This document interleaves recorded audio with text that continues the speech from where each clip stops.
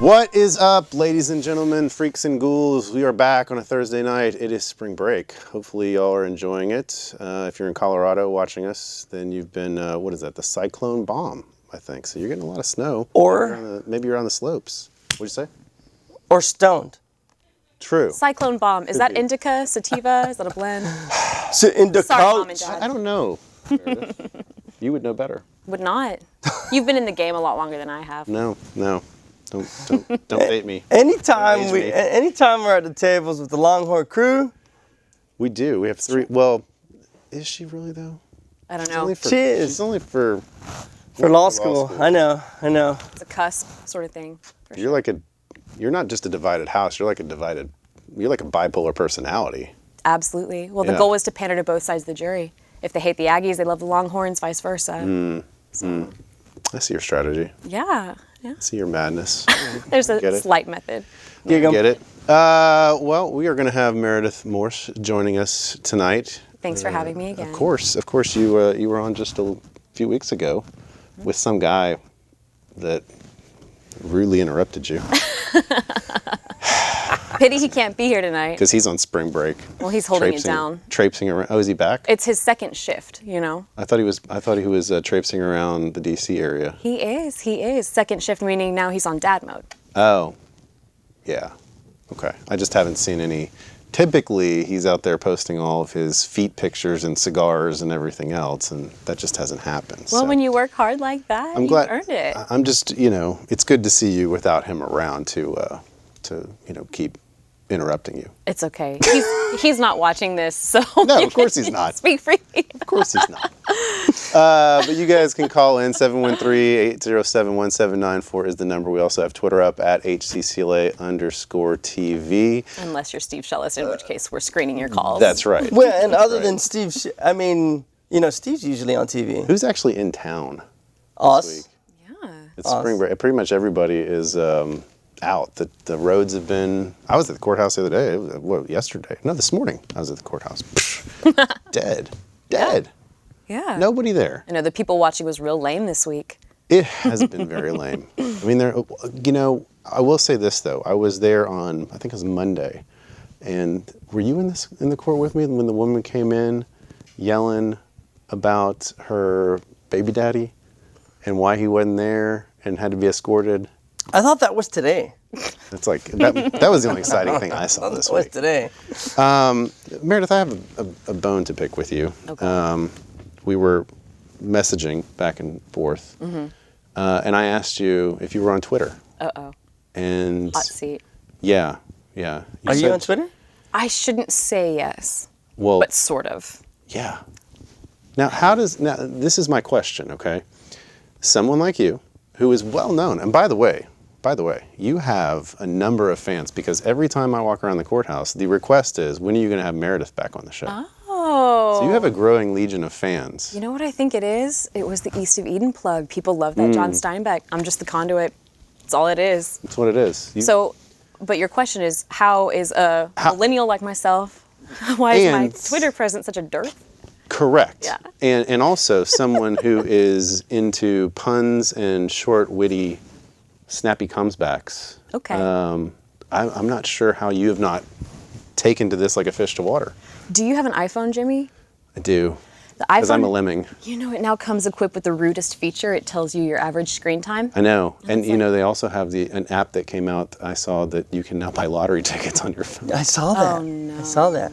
You know what would be the That's fun? perfect. I'll is never a need to scratch leave. off. I know. I'll never have to go. Scratch off on your Scratch phone. off. I'll never have to go to the Circle K again. Well, right, and they deliver alcohol now. Yes. So if I can just do my lotto on my phone and get my alcohol delivered, I'm set. You're set. It's just- This is what the life looks like. So before I rudely interrupted you, like Steve Shellis would, Taking a good page. What you were going to say about my iPhone? Oh, well, so it does something really rude where it tracks your screen time. And it'll say, hey, you were on your phone for, are you okay? Yeah. Is your life balanced? Question mark. No, It's like, it's not. It's not. No, but I figured if I entered the Twitter sphere, Yeah. which even if you don't have a Twitter handle, it's impossible for your life to not have some sort of intersectionality with That's this true. social media mongoloid, right? But I just figured I already do so much mindless scrolling of my phone. I mean, there's only so many dog memes that I can consume.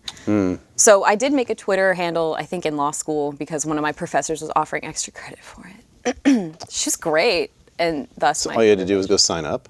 You saw my Twitter. I probably just at whatever. I don't know. Yeah, you have like 5 followers. One that you're following. You have no bio. Not even a picture. Not I'm a still picture. the egg. Yeah, Yeah, nascent. nothing. Right? It's Yeah. a metaphor, Jimmy. I'm wondering if it's even you. It's maybe one of my shell Could be. corporations. Yeah. A parody account. Shell. Oh. Yeah. Good See? start. See? We're off to a good start. I mean, what's been going on this week? God, I Judge don't Jordan's know. apparently Judge Jordan called Judge Fields to be on the bench. For what? I've been calling him Mike for like 6 months, 3 months actually. What's up, Mike? To be on the bench. No, just as in the course of business. Like visiting. But Yeah. now Judge Fields, I stood up. I said, Judge, sorry for calling you Mike for the last 3 months. Judge, he's back on. He's visiting now. Oh, okay. He's on the bench.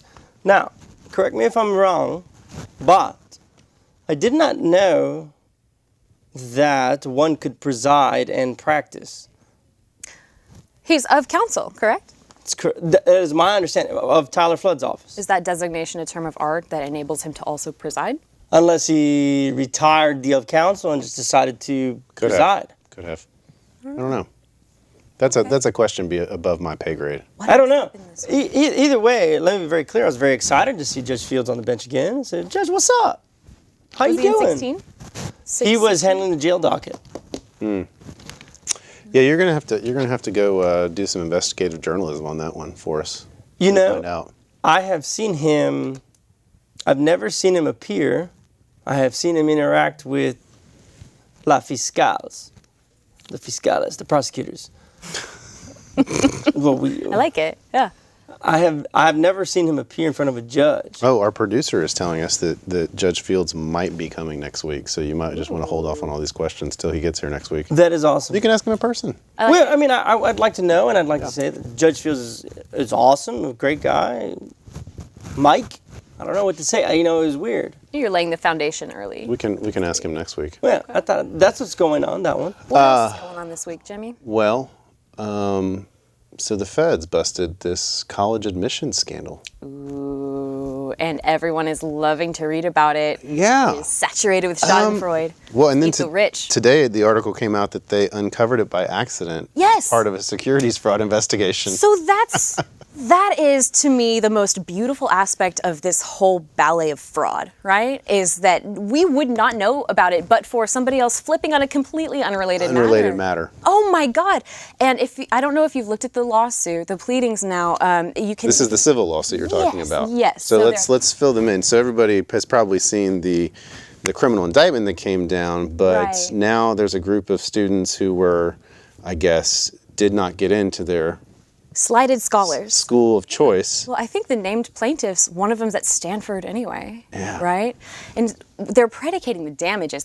I love this. So it's not that they're saying, oh, you deprived them of this education. Right. And had they had the education, they would have soared to these great heights. No, they're saying they paid an $80 to $85 application fee. Or rather, even the lawsuit is God. careful to designate that it's the parents who So pay this is it like the and the Barbary plaintiffs lawsuit. who pay them back.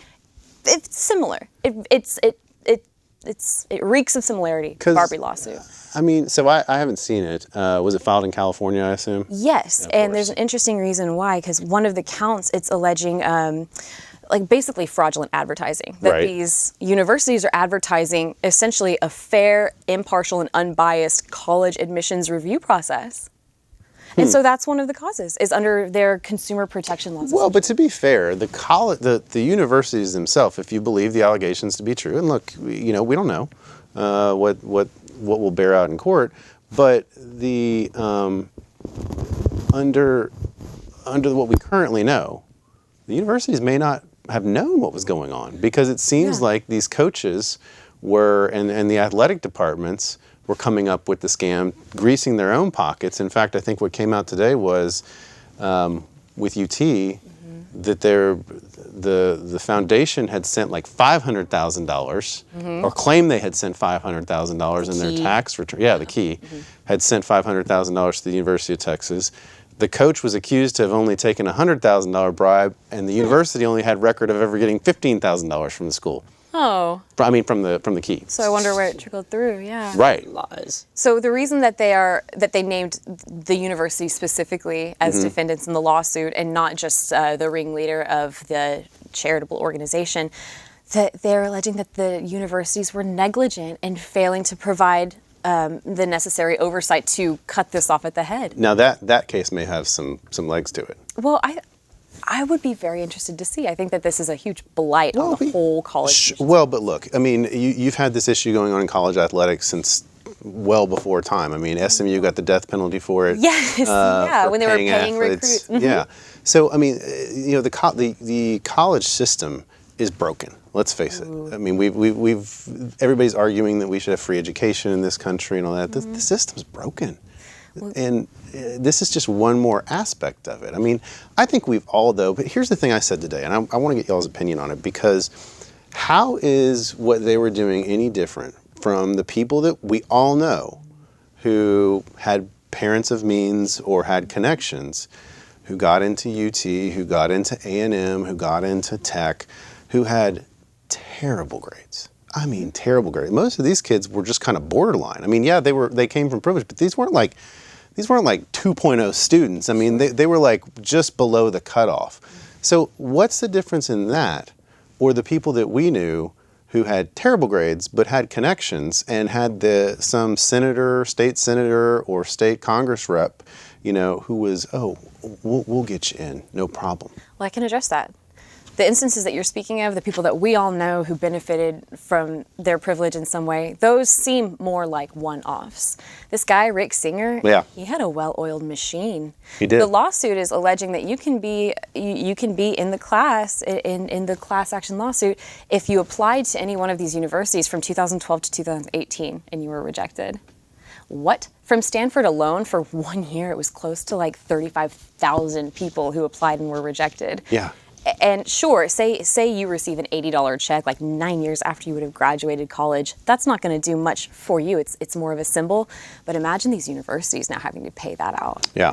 And so I think, Jimmy, to address your question earlier, how is this different? It's because this man was serving as a nexus between the wealthy elite and access to these, highly accredited universities. I'm glad you used the word nexus. Why? Because because that goes into the next area I want to talk about. The next area. Sorry. It's my burden. It is your burden.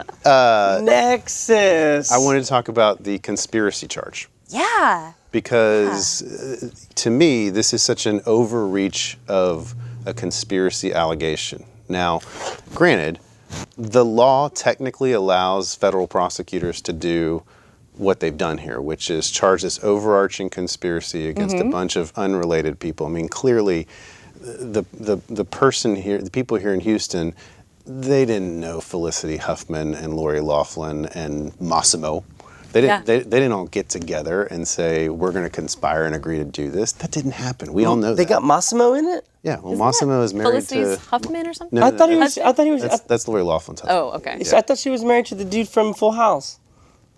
No. On TV. On TV? Oh. Man. TV's not real. This is real. This is real, though. Okay, I go back and forth. No, she did not bribe to get the Olsen twins into USC. Okay, so continue. Yes, I'm here. I'm following.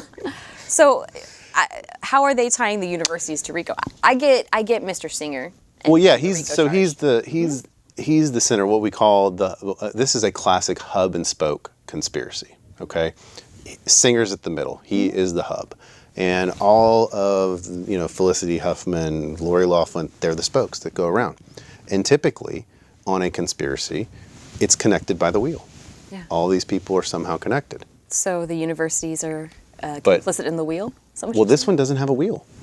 This is an unconnected conspiracy. How do you figure? Because they're not, like I said, these people, they didn't agree to all conspire to accomplish this, okay? What happened is Singer met with each of them individually, okay? So it meets within the bounds. The way the conspiracy laws are written, it definitely meets conspiracy. Okay. But it is not like The wheel we is all get disconnected. together. Yeah, the wheel's Yeah. disconnected, see? And But- so for purposes of determining a sentence, you're going to look at what each person. See, they've charged us Okay. a $25 million conspiracy. It's not. The Laughlin and her husband paid $500,000. I see The other what you're people saying. paid $75,000. So these two parts of the wheel, as it were, they're disjointed. They're not Correct. connected. But the thing is, Lori Laughlin et al., they would not have bought into this but for the wheel working. Right. So even though they don't know these people specifically, Right. that's implicit in the purchase. But this is they the- wouldn't cash that over if they didn't. See, this is the power, and this is what people I don't think understand, is this is the power that federal prosecutors have, okay? Lori Laughlin and her husband, and Felicity Huffman and her husband, they make a deal with Singer, okay? They're in California. Yeah. This indictment's in Boston. Yeah, his indictment's out of Massachusetts, but that's Right. where he's stationed, right? Well, Right. isn't that where some of the testing centers that he The testing centers operated? were in California and in Texas. Oh, right. There was that Houston teacher Correct. who was, man, that must have been good going while it was going. Oh, yeah. Yeah. Yeah. Yeah. For sure. Miss Chris, you guys remember taking the LSAT, right? I Y'all, remember they still taking- made y'all take the LSAT? See, I used to teach SAT and ACT. Well, that's only if you didn't, pass the money under the Oh, table. there you go. Yeah. Yeah. So I don't know if you I had guys know. somebody take the LSAT for me. Well, there you go. Okay, Jimmy Ardwan Hoffman, right? Yeah, Hoffman, no. Hoffman, Lachlan. It did not happen. Okay. I took it on my own. Okay. Yeah. Meretricious. Very good. Yeah. I mean, it's already such. See, that's something that I'm very interested to see unfold. I think right now we're looking at just the tip of the iceberg, but I want to see how the College Board itself is implicated in this because they administer the SAT, they create the SAT. You can apply if you're a high school senior graduating from an accredited university and you've bent over and you've taken all the tests and jumped through all the hoops. You have a bevy of colleges to apply from, but there is only one company that Yeah. administers the SAT. So far, I haven't seen What's them that implicated in movie? anything. So I want to know how do you get fake SAT scores?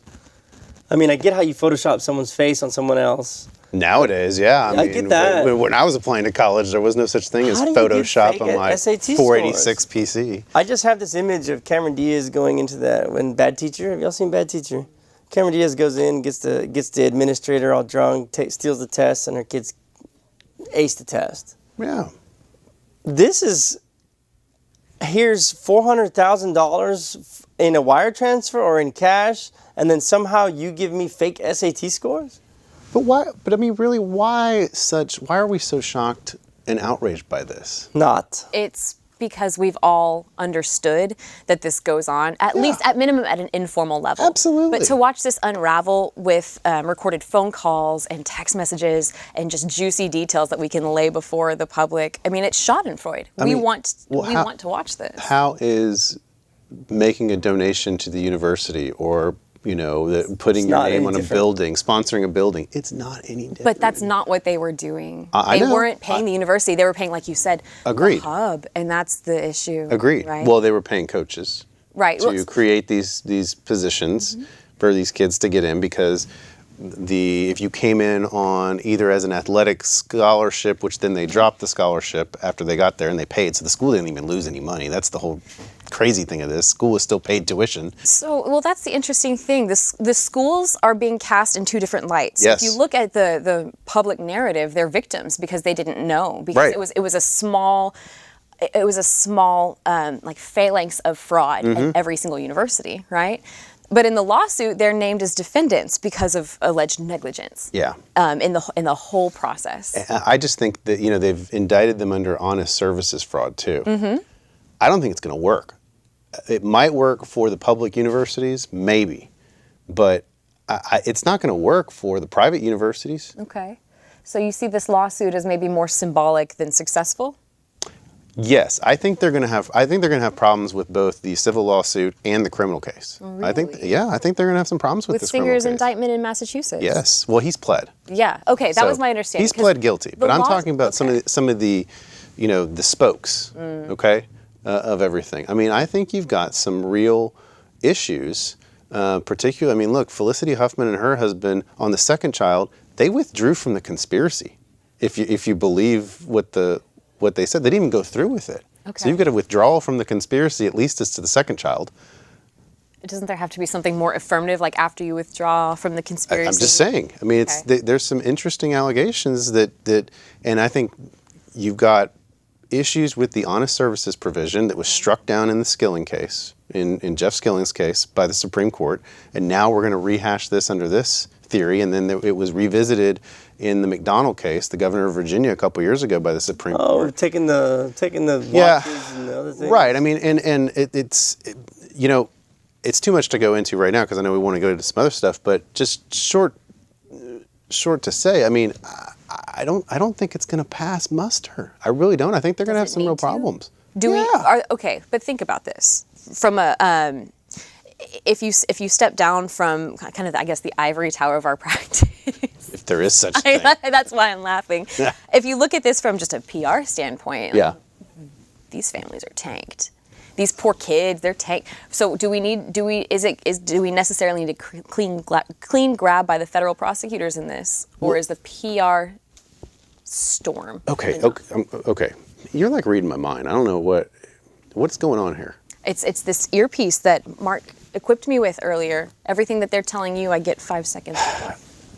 Okay, so that's another thing I want to address here, that they've been ruined.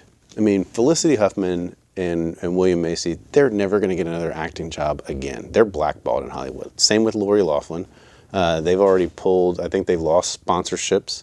Her daughter, same thing. Her daughter was on the frickin' yacht of the chairman of the board of USC, and bad literally look. got off in the Caribbean to fly home. I mean, It's a bad look. right. But she's lost sponsors. She had an Instagram. She had like 2 million followers on YouTube or something. Yeah. So, and this goes back to this outrage, and we can talk about Manafort a little later and the outrage over his sentence and everything. But this is a good prelude to that, in that people are calling. People are outraged. Oh, these people should be punished, and go to jail, and they want long sentences and all this stuff. Okay, I mean, those people are ruined. Isn't that punishment enough? I mean, no, really. I feel like I have this conversation with the prosecutor every day. Well, but let me say it this way. I don't lock my doors, and I don't have I don't sleep with a pistol by my bed, worrying about Lori Loughlin. Right.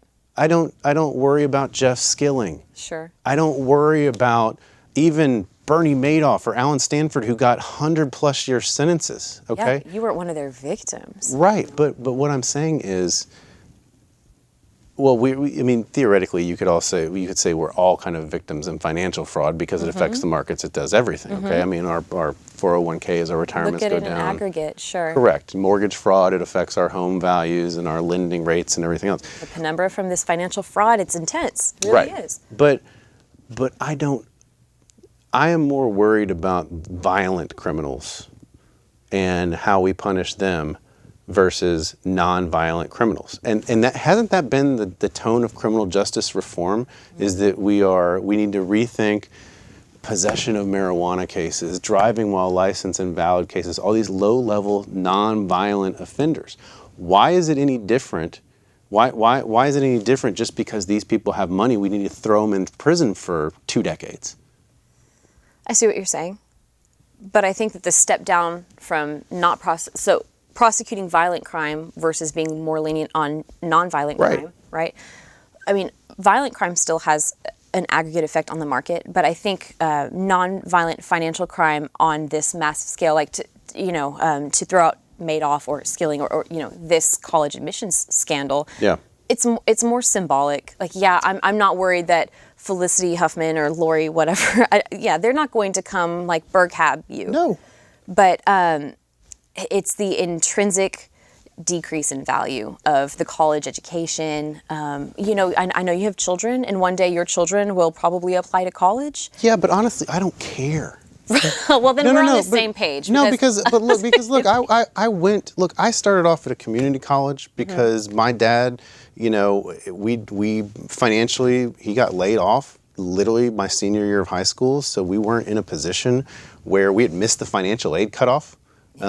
So we couldn't even get financial aid for me to go to UT for my first year. So I had to go to a community college first, and then get in, because we had missed the financial aid cutoff because we thought we were going to be able to, it was going to be fine. But then that happens. Okay. Consider whether UT would have more financial aid available to you, but for no, but that them wasn't paying off in a lawsuit. But what I'm saying is, I think college is in higher education, frankly, is overrated and a complete waste of money in this country.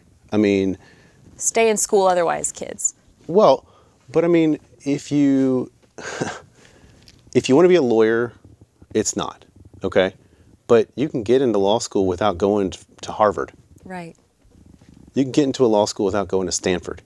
You can get into law school. The richest lawyers I know went to Texas Southern. Right. Those, of all the lawyers I know, and I know a lot, the richest of them, A lot. went to Texas Southern. But I mean, these people were it's bribing like- to get the kids into USC. Yeah. Okay. So I see what you're saying. Why is there any sort of vehemence as far as punishment goes? It's because people want to eat the rich. People I know. want to eat the wealthy elite, because we're not just feeling this disparity on a college admissions level. I This agree. is a story that hurts people, even if they have never been to college, have never thought about college. Yeah. This is just another. It's just another symbol of the disparity. What did George Lopez say in that meme? You mean parents were forging their kids' documents so they could have a better life? What does that sound like? Right. Yeah. Right. I mean, it's not shocking to me at all. No. And watch, no one's going to prison. No one should. I think think there's I even think a Singer will go to Well, prison. Singer, but we're talking about the spokes. I think He said he Singer. pled. He pled. Do we know what he's sentenced to? What do you Well, no, think? he hadn't been sentenced yet. He pled literally the day the indictments came out. Okay, because when the lawsuit just mentions that he's indicted, but then again, the civil lawsuit, I think that is again just more symbolic. Yeah. Yeah. What let me ask this: what were the actual laws broken? What is it? Why I didn't read. I haven't read They've the claimed lawsuit. mail fraud. They've claimed wire fraud via honest services. The honest services provision. You've said that a couple times. What is that? That just means that what they are claiming is that the scheme deprived the universities of these coaches' right to honest services. Okay. Okay. Yeah. And so Is there a distinction between public and private universities? I think there is. I think there should be. I think that's where I think they're going to have some problems, because, you know, the Supreme Court has really narrowed honest services to a, you know, public official type of bribery situation. Now, so that's why I say maybe at a place like UT, you might be able to get there. The UT tennis coach might meet the definition of a public official, okay, for purposes of honest services fraud. But I just have a hard time thinking that they are going to, you know, be able to sustain an honest services fraud at Yale University Okay. or Harvard University or, you know, any of these private universities. I have a hard time. Let me ask you this: Seeing that. who's going to pick up these cases? Are there enough Oh, they're in Boston. They're at the U.S. Attorney's Office in Boston. on the defense side? There's enough top elite Oh, yeah. defense attorneys, because Well, quite frankly, I can maybe name one or two, and there's a whole litany of these. Well, people. Dan is representing Cogdill? Yeah, Cogdill's representing the tennis coach. What happened? Speaking of Dan Cogdill, he was in the big trial with the public official Oh, bribery Mayor and for love. Richardson. Yeah, What did he come out with? Do you know? They were both convicted. Dang it! Yeah. So Trial warrior. yeah. But so Dan picked up one. I haven't heard who's representing the others yet, but that's the other thing why I think this could end badly for the government on a number of levels is because you've now indicted people who have the serious means to hire some of the biggest law firms in the nation. And you can say what you will about, you know, big law being involved in criminal cases and everything else, but I'll tell you what, they're going to bury the U.S. Attorney's Office in Boston in paperwork. You want to indict 50 really wealthy people, they don't have enough resources at that office to respond to all the motions. Well, and you know what the narrative has been is the wealthy elite's trying to create this separate pathway toward college admissions, but there is not a secondary pathway for criminal justice. But I feel like we are about to see the wealthy elite pay their way through the criminal justice system the same way that they have paid their children through the college admissions process. But see, that's the misconception, I think. And I know we have a phone call coming in, but I want to get this point in first. Steve. Probably not. I have a suspicion who it might be. But the whole notion that the rich get justice that the poor don't, tell that to Alan Stanford. Tell that to Bernie Madoff. Tell that to Jeff Skilling. Tell that to all the guys in Enron that were convicted that did time. Tell that to Richard Scrushy. Tell that to the founder of WorldCom. All these guys did 2 decades plus in a lot of cases. 2 decades. I know people, I have clients that have gotten convicted. I mean, look what happened to Todd DuPont's client the other day in federal court. Low level, white collar criminal. When you look at the chain of command in this healthcare fraud case, his client got 20 years. Okay? I mean, the notion that white collar criminals who had money or made substantial money somehow get punished less than poor people is just a farce, particularly in the federal system. Well, to reply to that, 2 things. One, we'll call it Todd tried the hell out of that case. He did. And the only one of them went to trial. But 2, I think, respectfully, that assistant district attorney overreached. He went too far. They don't need to do that. He knew her involvement, and anyone else was capped, I think at 5 or 10 or something. And the fact that he had to do that, why would he do that? And he's going to sleep better at night for that, though? Well, but again, it shows how much control federal prosecutors have over and manipulate the sentencing guidelines, can manipulate your sentence. And so this whole talk about, with Manafort getting 47 months and all that, well, drug people don't get that. It's like, wait, you guys don't understand. You're not comparing apples to apples. Okay, you're not taking into account that prosecutorial discretion and how it's very rarely used in federal courts. Right. Okay, in terms of the gajillion statutes that they could charge under, and they have a mandate to charge the highest possible offense. Okay. Okay, and in drug cases, guess what? The highest possible offense, more often than not, contains a mandatory minimum that was created by Congress. So, when you see a drug mule, a low-level drug mule who gets sentenced to 10 years, it's because they were indicted on a statute that's a 10-year mandatory minimum. And if they had a prior case, they can get enhanced up to a 20-year mandatory minimum in some instances. I mean, the laws are punitive, and they're just as punitive in white-collar cases. That's the thing here, the people are punitive.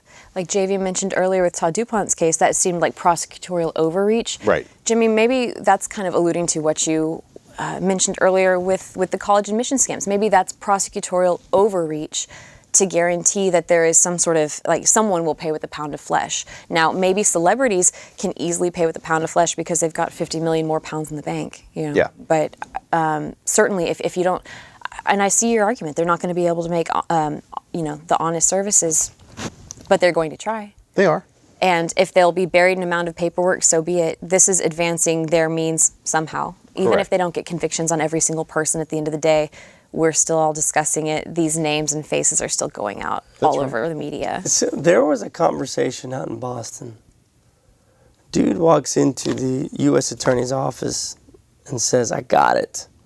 Let's talk about this case." Can you imagine that conversation between the U.S. attorney out there and the assistant U.S. attorney or the investigator, whoever was there, and he said, this person involved, it involves CEOs, it involves actresses, California, Hollywood.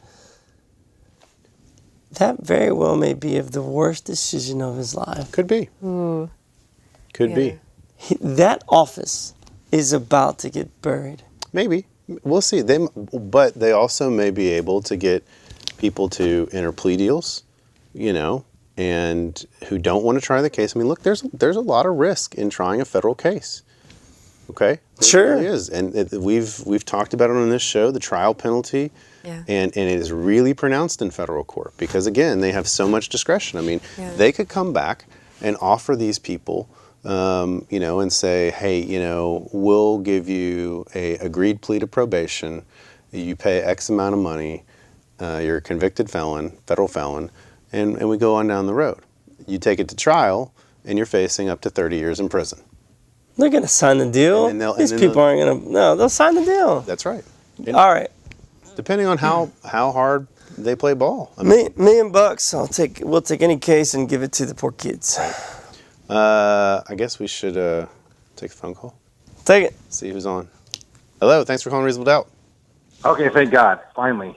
All right. Oh, okay. So, first off, I want to say, Meredith, if you're a guest, that isn't like you're a guest in someone's home. You don't have to play nice with these guys. Go at them. It just feels a little bit like you're holding back some. I'm sorry, who is Secondly, Jimmy, how can you say in 1 second that the feds are about to get buried by paperwork because they're messing with really rich people, and then the second hand say that if you think that rich people don't get an uneven shake in the courts, you're not paying attention enough.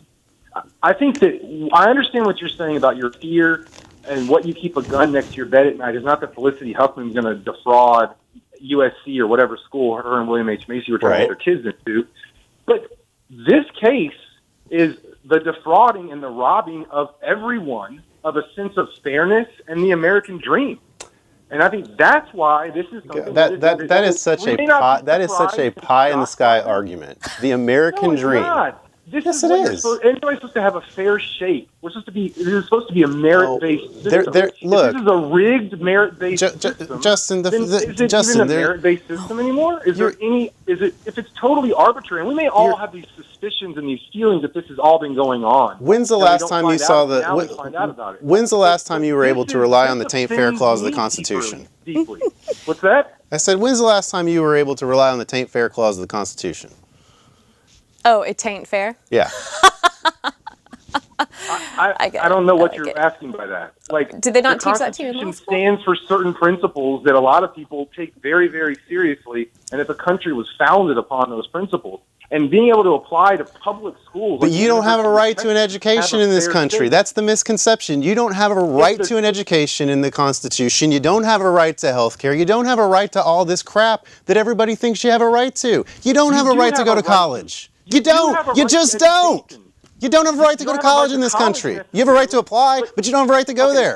So because the Constitution doesn't guarantee a right to education, you're saying that it's okay for colleges all around the country to act like we have a purely merit-based system. You get in here on your merit, but then we find out that people are funneling money and bribing people to actually get in, and then we shouldn't be outraged because the United States Constitution doesn't say you have a constitutional right to education. That's not what I'm saying. If you ever thought the admissions process was truly a fair process, on the principle that people should have equality and be given a shot no matter what, I don't think we disagree on that. I don't think we disagree, but I just think you don't live in reality if that's what you believe. I think you got to come down and realize. What? Huh? If I don't believe what? I'm not realistic if I don't believe what? If you believe that, I mean, all these aspersions that you're sitting here. I mean, you're just quoting what everybody believes should be done, but that ain't the way it really goes, and we all know it. I mean, but so because it doesn't go that way, because it's just already unfair, we should just scrap trying to make it more fair? No, I'm not That's saying. That's ridiculous. Well, when we find out that this kind of stuff is going on, jump in the fray, Meredith. Wash it like a tiny bug. Justin, what do you think is going to make this fair? Prosecuting when we find out about these kind of things? But that's not going to stop it. Why not? Because guess what? Colleges are in this for money, dude. You're skeptical of the system and you're cynical of the system. We should just not prosecute at all when we find out about this kind of stuff? Okay, then how many people have been prosecuted for, I mean, look, the reality is I don't have a problem with the prosecution of it, okay? Yeah. I mean, it's just like, but it's a selective prosecution. We don't go after... Every prosecution is selective. Huh? Every prosecution is selective. Correct. Okay? I mean, there are lawyers down at the courthouse cheating every day on how to get cases. They have case runners. They do that. When's the last time you saw any? That's not fair to all of us who try to do it the right way. Every time there's evidence behind it, that should be shut down. But they don't. Everybody knows about it, dude. Is it illegal? Everybody knows about Is it, it dude. illegal? I didn't say every Is it time we illegal to know lie about on it. your I said college every application? time that there is evidence about it. Is it Every illegal time to lie on your there's college evidence of it. application? That's a good question. I don't know. I don't remember what I put on my college applications, but there's somewhere in there where you have to sign saying that everything you're providing is true and correct. I don't know what the penalty is other than being kicked out of the school. Penalty and perjury. If it's It's a penalty of perjury. If it's illegal to lie on your college application, I think you should go down. If it's not illegal, then that sucks. Affirmative action. Thank you. You know, I guess from my I don't really understand what all that meant. But my point when I initially made this phone call is that there is a lot at stake here. And it's not that we have to worry just about, I mean, that's the problem. When we try to rationalize fear, we should be worried about someone breaking into our house, and so we need a gun next to us. And we shouldn't worry about all of the things that cause our insurance to go up, our mortgage payments to go up, all the money that comes out of our pocket. We are injured by people who you listed off, WorldCom CEO, Jeffrey Skilling. People have been hurt by that. Sleeping at bed at night with a gun next to their bed, they were robbed.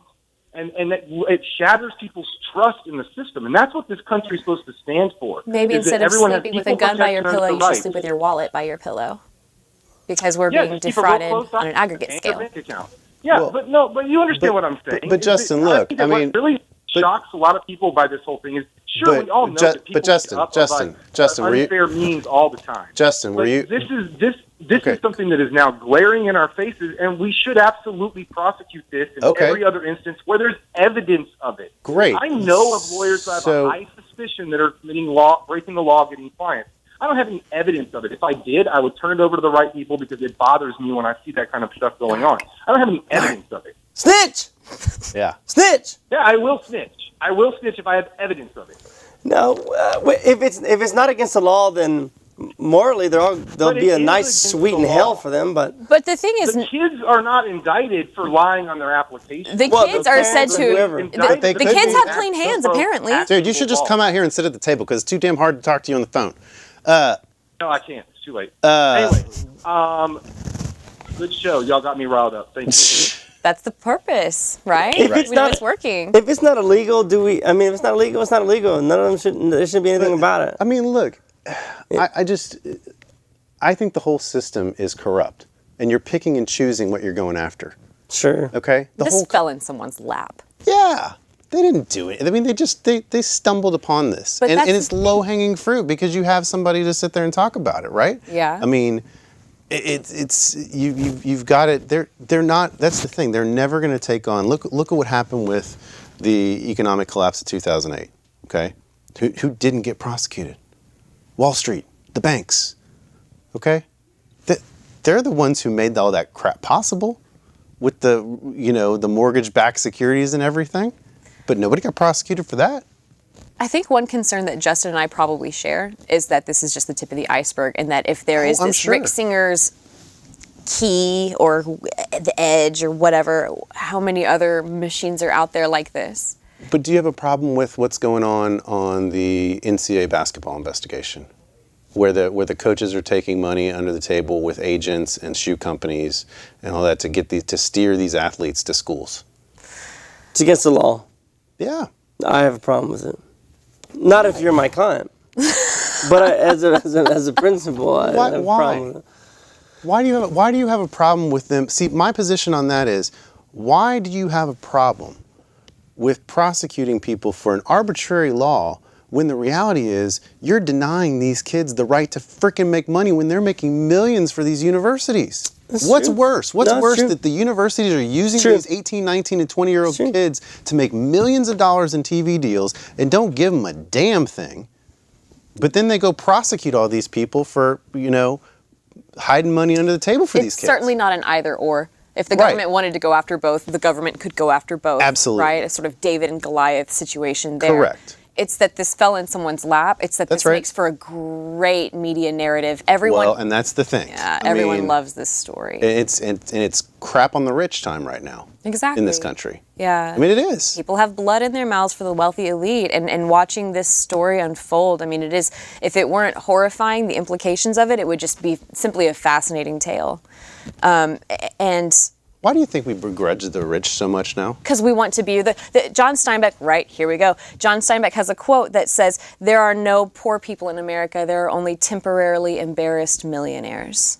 Right? Every one of us has this idea that we are about to be skyrocketed into that wealthy elite, right? And then unless and until we achieve that status, we resent them. Let me be very clear. Justin said the American dream. The American dream to me is to become a multimillionaire, and they're the exact people we crap on. Well, you can either do it by, how are you fed the ability to, either you were born into that money, you work for that money, or you spill a lot of hot coffee into your lap at the right time. Now, don't laugh. That poor woman was mangled I know, by that I hot agree. coffee. I mean, that's the biggest misconception in the legal system. I mean, it's been, the video's been out there. That's what we're here to Time and unpack. again, On but- reasonable doubt. Because I think my position may be different from the tone that's been occurring. All you rich Fs out there, you think you're going to get away with S? You're not. And you're going down. I'm sorry. No, Jimmy. F the rich. If you try to abuse and use your money to take advantage of people, But of poor, look, now I'm talking right now. All right. Of poor people, of minorities, you think you can use your money to abuse the system, and you want to pay me or Jimmy or Meredith, we're going to kick some butt for but what you.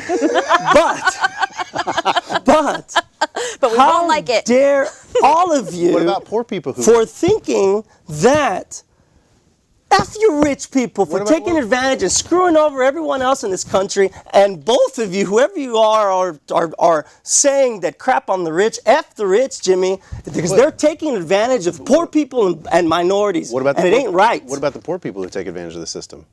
And Screw them too. Screw them too. But that doesn't mean that it's about crap the rich people right now. It's about crap the rich people. It's about crap who abuse the system, and it's about crap the poor people who abuse the system. It's both. It's this human nature for anyone who's taking advantage of anyone else. Screw both of you, and both of you should go down. That is my opinion. I want to make it clear because this narrative was going somewhere different. What do you mean? Crap on the rich, Jimmy? No. No. I don't abide by that, brother. I'm sorry, but I don't, and nor will I sit in here and listen to it either. No, what I'm saying is that we've been talking about criminal justice reform, okay, for months. All right, but when it comes to Manafort getting 47 months in prison, okay, and then getting another 7, let's say this week, there's outrage that a 69-year-old man should essentially get a life sentence. The dude committed one of the most egregious treasons of this freaking country. But he wasn't charged with that. Dude, he wasn't charged, but dude should go down for Why? it. They didn't prove anything like that. All they did was got him convicted. of Right, tax no, cuts. right. Well, Well, then everything else comes in punishment. Yes. We're aware of that. Get him down. Take his ass Sure, down. you get him But guilty for that, and but- then you punish him. But how do you, in one hand, say, if you are a criminal justice person saying, we need to punish these people less. We need to do more to divert people around the system because, the poor have been abused for so long. We need to divert them around the system and do this. But, these people, they need to go to prison for Okay. decades. That's right. I That's see right. what you're saying. You're saying right. that because they're the wealthy elite, they don't deserve to be punished more just because of that status. Correct. Yeah, I agree. I mean, If you want to apply and say we need to get reasonable about sentencing, then it shouldn't be a class warfare thing. Sure. It should be we need, and what I'm saying is when I say crap on the rich, it is we need to do criminal justice reform, except in those cases. It's time that we get retribution because we feel the rich have been out of. This is the misconception. We feel that rich people have been sentenced lightly for too long. And so, therefore, they're not entitled to criminal justice reform on their cases. Keep sending them away for 20 right. years, 30 years, life sentences. But the poor people, no, we need criminal justice reform for them. no, I And I think that's just an inconsistent argument. is. You It need is. to bring it across It the is. board. It needs to be justice Fair. reform across the board. I don't have a problem with what happened. The only problem I have with what happened in Manafort's case, I don't have a problem that he got sentenced to that. What I have a problem with is people like what happened to DuPont's client. Yep. DuPont's client did not get the variance. She did not. Okay? Right. I have clients that did not get that kind of a variance. So my complaint about the Manafort case is not that he got that sentence. Not at all. In fact, I think that is what we are trying to achieve with criminal justice reform. That is what in the federal system we were trying to achieve when they made the guidelines advisory and not mandatory. In a mandatory world, he would have gotten 19 to 24 years. Okay? Yep. But in an advisory guideline range world, now this is what we get. And so what I'm saying is with I don't have a problem with that. Okay? But it just needs the reform mindset should be applied equally across the board. Well, part of the policy rationale behind harsh sentences is not just we are going to punish you, the isolated defendant. We're sending a message to the community, because that message inlaid therein is not just, wow, we gotcha. Yeah. There's this implicit understanding that there's a lot of this going on that we haven't gotten, but punishing you, the individual, sends a message to these other, ne'er-do-wells, right? Same thing with these wealthy elites getting slapped with sentences. We know there's malfeasance going on, and we know there's a lot more of you that we haven't caught. This sends a message. I agree. I think it's important to take the accused's finances out of the picture, but I think that there's a lot of ways that will implicitly creep in, even if we try affirmatively to put blinders on and ignore that, at least for the sentencing part. Well, it was the quote. I think it felt real good. I think there was a quote that said they were using a special system to get their kids into college, but they won't be having a special criminal justice system for them. Mm-hmm. It feels real good, and I get exactly what you're saying. The justice system should be colorblind. That's why Lady Justice wears this blindfold. Rich, poor, black, white, Mexican, yellow, doesn't matter. Is that why she wears the blindfold? I always thought it was because she doesn't want to see what's happened. So I mean that's what but see that's why I have a problem with we with like what Justin said. I mean, we have all these ideals and it should be this and that and the other. Well, why shouldn't it be spread equally across the board? Okay? Why is it that we get so outraged when it's rich people who commit the crimes and think that they should be entitled to an even harsher punishment than somebody else who did it? I just don't think that's the right mindset. I don't think they should just be... Because you got to understand, right, it's not just ultra-rich people who get, average people get charged with white-collar crimes too. Yeah. Mm-hmm. So the average person, the middle-income person, the not the mega-rich people who get charged with that, should they get sent away for 20 years because they committed a white-collar crime as opposed to a blue-collar crime? No. They shouldn't. They shouldn't. So, I mean, I just think you need to... That's the problem I see, is that there's just this bloodlust right now that anybody that's not a, it's not a poor blue collar crime. Well, those people have been getting breaks for years. We just need to send them away. Quite frankly, I wasn't very surprised by this stuff happening. No. It's still going on. This is just the tip. But like I said, you grew up in the Valley. Grew up in the Valley. Okay. How many people did you know down there who utilized their connections, rich, poor, whatever? I mean, they're poor people. They're people from middle-income families, who have connections, and they will utilize those connections to help get them in. Yes. In the form of political contacts or whatever. All of them. And the Valley is notorious for that. Well, there's yes, that is true. Yes, there's nothing different than that. I agree, and I carry the same disgust on a human and moral level. It doesn't matter if you use your connections or, maybe look, if you're paying somebody, if you're doing something illegal, and you're taking away spots from individuals that are there on merit, it's just wrong. And it doesn't matter if you're black, white, Mexican, paying money, not paying money, it's all wrong. And I think that's where you were going. And I 100%. And I don't see anything different than asking for a favor versus paying $500,000 to get in, because that favor is something else. Yeah. That very well may be equivalent of what that money, or more of what that money denomination is. Right. But I mean, I just don't see it as, yes, okay, they're doing in this situation, they're doing it to a coach versus, buying a building or making some scholarship donation. Yeah. Okay. But I mean, I don't view it. Nope, I get that. Okay, nope, here we go. Here's the difference between a wealthy family buying a building so their kid can go to school and a wealthy family paying Rick Singer, Yeah. his charitable foundation, a building is going to manipulate the benefit grades. all of the students. A building will benefit all of the students. Give a $500,000 contribution to USC's scholarship program Yeah. for underprivileged students, an endowment for research. That benefits the campus, the corpus of the student as a whole. Whereas Singer's just lining his pockets. True. That's the difference. One is that even if the No, wealthy... that's absolutely true. There's one demarcation, right? The other is that if they're making this charitable donation to Singer, they're getting the tax write-off on that when there is no there's no ancillary benefit to anybody other than themselves and Right. Singer. So there's probably your second. No, point of look, Singer's a differentiation. bad dude. Let's not get that out of it. Okay, I mean, Sing a different song. No. no. I think Singer's definitely a bad dude in this whole thing. Okay, now the question is, does Singer reap the benefit of this, and what does he get punished to? Okay, and here's the conundrum you've got, right? So Singer clearly he's going to sing. That's good. Jimmy's on board. And we only have a couple minutes, but no, I mean, so typically, I mean, look at the difference with Manafort. He's gotten the highest sentence so far, although of course not as high as some people want it to be. But you know, other people who cooperated against him, Gates and some of the other people, they're going to get lower sentences by virtue of cooperating. So, you know what? Well, who's going to get pardoned?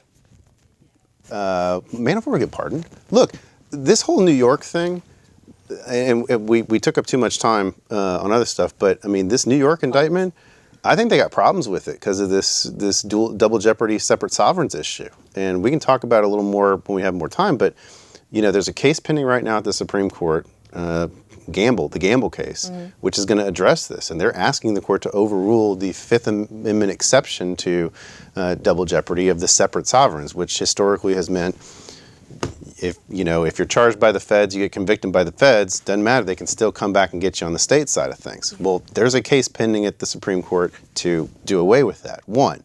But New York law already has that on the books.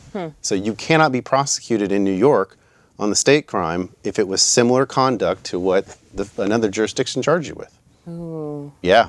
Imagine prosecutorial overreach at the federal level, hamstringing prosecutors at the state level. Correct. Yeah. Yeah. I wonder if that's what we'll see here. I think there's a good chance of it. But, you know, that's going to be the interesting thing with the college admissions case, and we're going to do this quickly, but, you know, how is that sentencing going to play out? That's it. Singer, to me, is the most culpable, but how are they going to evenly distribute? If everybody pleads, or if people go to trial and they get convicted of it, how do the sentences play out? People might have to change their tune. I know. This was a quick hour, Meredith. This is good. Hey, thank you guys for having me on again. Yeah, Sorry to inflict the general public with my puns. I'm not that sorry. No, you're not that sorry. And frankly, it is probably your legend is going to grow around the courthouse. Oh, God. She was on TV today. Did you see her? I did, and that's why I think you should really step up your Twitter game. You could really gain more fans on there.